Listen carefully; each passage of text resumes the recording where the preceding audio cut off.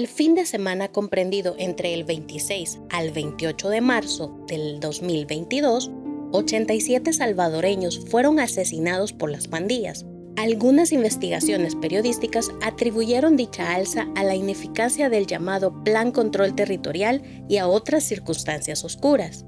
Para dar respuesta a este evento, el gobierno de El Salvador activó el artículo 29 de la Constitución de la República, el régimen de excepción, con la idea de dar una respuesta al incremento del accionar criminal de las pandillas. De esta manera, el sistema de seguridad pública, junto a la Fuerza Armada, inician una ola de arrestos.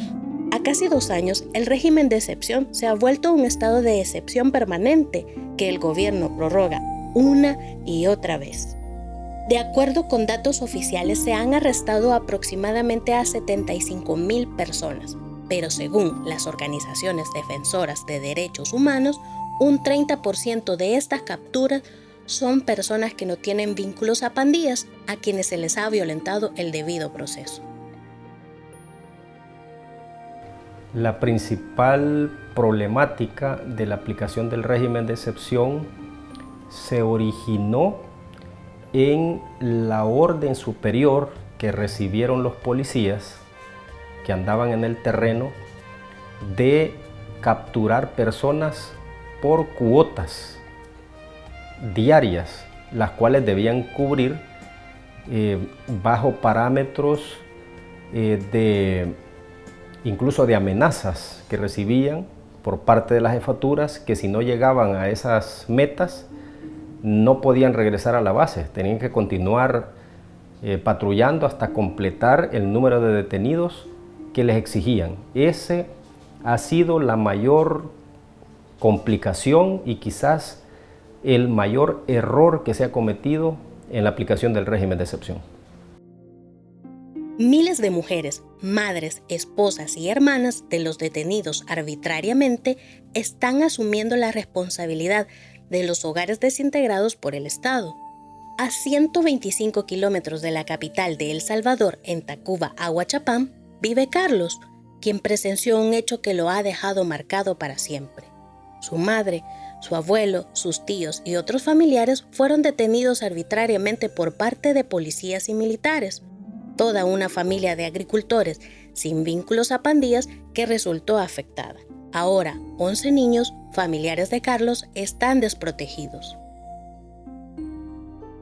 Nosotros íbamos por toda la calle esta, y allá no había un poste que estaba allá. Ahí los detuvieron y solo dijo, van a revisar la mochila, y solo abrieron la mochila, pero solo iban viendo las mochilas y no las abrieron. Solo iban viendo y de allí los apartaron, solo a uno bien dejado que no lo iban a llevar y porque dijo que lo llevaran a él y no al abuelo, por eso se lo llevaron también. Dijeron, ¿cómo mejor llevémoslo también? Dijo, solo eso.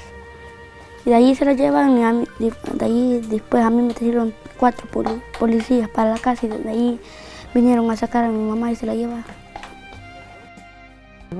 Eso es lo que me aflige porque fíjate como la mamá de ese niño, ella es madre soltera, entonces ella se rebuscaba, trabajaba con las organizaciones, como le digo, y ellos le pagaban y de eso ella le compraba pues su alimento. Él está bien delgado y es lo que me aflige, porque un niño pide, no saben si hay, como le digo yo, uno de viejo sabe que no hay las cosas, aguanta, pero ellos ¿cómo pues?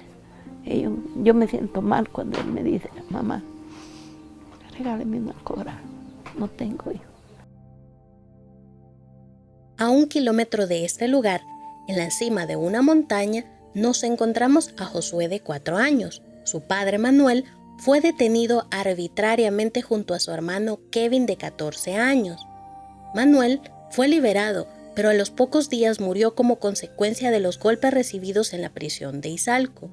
Manuel sostenía este hogar compuesto por 6 personas. Ahora, 4 niños quedaron en completo abandono. Por otra parte, su hijo Kevin aún guarda prisión. Fue un 21 de abril, como a las 8 de la mañana. Ellos aquí estaban y él El menor iba a preparar para ir a estudiar a mediodía y cuando venían ahí las personas y luego la esposa. Sí, él estaba estudiando, a 7º grado iba.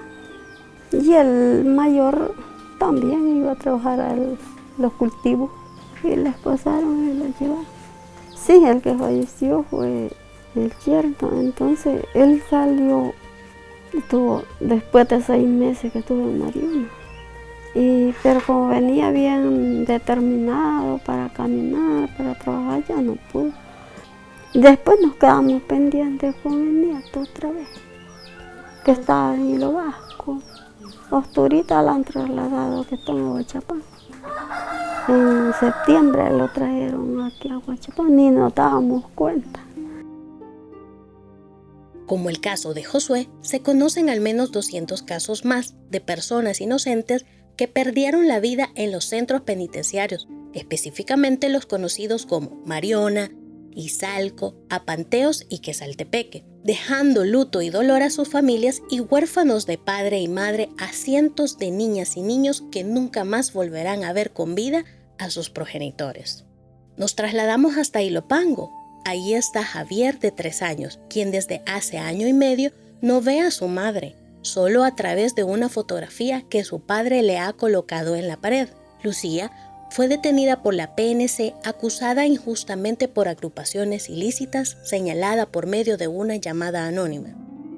Bueno, desde que inició la pesadilla de que detuvieron a mi esposa un viernes 26 de agosto, 7:30 de la noche del 2022, fue terrible para mí ver que esposaron a mi esposa, levantándola de la hamaca, dándole de mamar a mi hijo, que tenía 1 año, 1 mes. No les importó esposarla enfrente del niño por una llamada anónima, vivir con esta incertidumbre, no saber nada de ella, hasta la última fecha de marzo de este año, que un informe de medicina legal dio el grado de salud de ella, que estaba muy grave, ¿verdad? Y se hicieron recursos a la Corte Suprema y hasta la fecha todavía sigo con ese dolor, ¿verdad? Porque tratando de balancear mi presupuesto con leche, pámperes de mi hijo, pago de mi casa, la salud de mi madre, y tratando de ahorrar pues para también poderle poner sus alimentos a mi esposa. Una situación muy similar está viviendo la niña Josefina en Olocuilta, a quien le detuvieron a sus 2 hijas comerciantes en el centro de San Salvador. Ellas eran el principal soporte económico para la familia. Ahora toda la responsabilidad recae en doña Josefina de criar a sus nietas y además conseguir dinero para los paquetes que llevan al centro penal. De aquí hoy en mayo se llevaron a mis hijas en el mercado. Andaban haciendo recolección de las carretas, las llevaron. También no le han dicho nada. Estoy preocupada porque mi hija, la Verónica, no me ha agarrado los papeles en los juzgados. De ahí vinieron a la casa y se llevaron al nieto. Hoy, el 8 de agosto, se llevaron a la nuera de ella. Que nos hemos quedado con los niños aquí. Pero eso lo vamos sobreviviendo criando a los niños porque es lo único que nos queda. Pues vamos sobreviviendo a los niños, que sea con queso, tortilla, que a veces les demos huevitos picados, van comiendo y ahí vamos para... Y yo le digo a mis hijas, si van a crecer los niños, le digo, primero Dios, de ella salga y es otra cosa, le digo. Porque yo le digo a Dios que así como me las quitó, así me las devuelva. Por rato de angustia, pero yo le digo a Dios que me saque adelante, que me dé fortaleza para volverlo a ver. En cuanto a los centros escolares, estos niños, ¿qué es lo que presentan? Por ejemplo, deserción. Han emigrado internamente a otros departamentos o municipios del país porque los familiares que se han hecho cargo de ellos se los han tenido que llevar. Otros que se han tenido que ir fuera del país, ¿verdad? Por la misma situación de vulnerabilidad en la que quedan los niños. En cuanto a los niños pequeñitos de parvularia, por ejemplo, tienen una conducta como explosiva. Hay otro grupo de niños que van mal en el rendimiento académico, han bajado enormemente pero también hay otro grupo de niños que son explotados por los mismos familiares que se han quedado a cargo de los niños. En Cuscatancingo nos encontramos con Lolita, una sindicalista que pasó detenida en cárcel de mujeres y a panteos por 7 meses, acusada injustamente de ser miembro de pandillas, pero fue liberada bajo fianza. Para mí fue duro, le digo yo, que un 6 de mayo vinieran los policías a las 9:35 de la mañana, de repente me arrancaran mis hijos, cuando yo tuve oportunidad de ir a recibir capacitaciones como sindicalista afuera y yo sentía separarme de mis hijos. Fue quizás el golpe más fuerte que me pegó. De ahí cuando entré y me recibieron ellos, decirme el niño pequeño, me voy a portar bien, no quiero que se vaya de vacaciones otra vez. Porque así le había dicho a mi hija que yo andaba de vacaciones. Entonces mi mayor preocupación estando adentro los 7 meses era lo que yo tenía con mis hijos. Y por eso le dije yo a la procuradora que velara por ellos mientras yo salí, que yo pensaba que eran 72 horas. Por otra parte, para la protección de la niñez y adolescencia, el Estado salvadoreño ha implementado las leyes Nacer con Cariño y Crecer Juntos, pero ¿se estarían aplicando para la población afectada por las detenciones arbitrarias? Muchas madres conviven con sus hijos en precarias condiciones al interior de los centros penitenciarios. Al menos se conocen 2 casos de niños que fallecieron tras haber permanecido en esas condiciones presos con sus madres. Como Socorro Jurídico Humanitario hemos identificado graves violaciones a derechos de los niños y las niñas y adolescentes durante el régimen de excepción, específicamente en las leyes Nacer con Cariño y Crecer Juntos. En los centros penitenciarios no se nace con cariño, de hecho se nace para morir. Así tenemos 2 ejemplos, el caso de Carlitos y de Génesis, que fallecieron después de que sus cuadros se agudizaron por salud dentro de centros penales. Específicamente en la ley Crecer Juntos, establece en el 46 que los niños y niñas tienen derecho a crecer en familia, y el 75 establece que si los niños por alguna razón tienen padres privados de libertad, el Estado debe garantizarles estar con ellos, verlos, pero esto no se cumple en el régimen de excepción. Muchos niños han quedado bajo el cuidado de vecinos porque ambos progenitores han sido detenidos. Para el Estado es un tema que no parece preocuparles. El dejar a la niñez desamparada es un tema sin interés. Hemos visto casos de niños que nacen en las prisiones.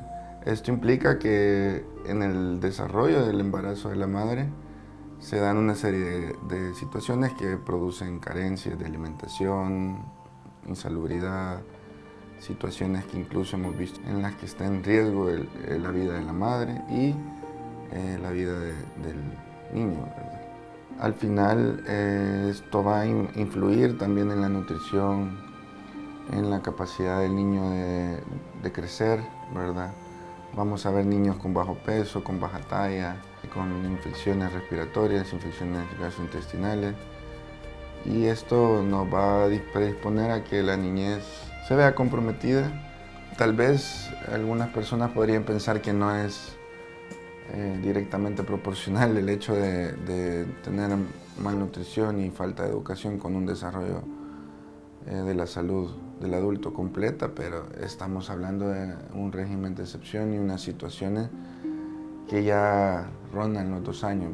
Si el niño o la niña presenció eso, enfrentó una situación, un evento traumático que va a desencadenar, por supuesto, otras secuelas como ese miedo, esa sensación de abandono también, esa sensación de inseguridad, de incertidumbre, al no terminar de comprender de qué se trata, por qué se llevaron al papá o a la mamá, a dónde están. Entonces en ellos o ellas se puede desarrollar o desencadenar un sentimiento de resentimiento también. Por otro lado, en su conducta también se ven signos y síntomas de afectación. Ahora pueden ser niños o niñas que se retraigan, que se aíslen, o por el contrario, que buscan la forma, la manera de cómo sacar ese enojo, esa tristeza que tienen, y van a estar en constante desafío a la autoridad. Vamos a ver niños o niñas también que pueden entrar en estados depresivos. Esto quiere decir en estados de profunda tristeza y desesperanza en la vida.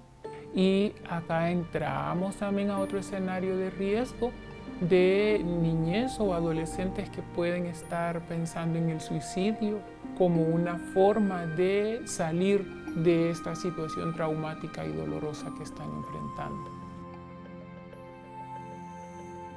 Se puede decir que por ahora este problema de vulneración de derechos humanos de la niñez es algo que no se visualiza, o al menos no públicamente, pero es algo extremadamente grave para los que lo sufren en carne propia. El trauma que estos niños están viviendo podría traer consecuencias en unos cuantos años más.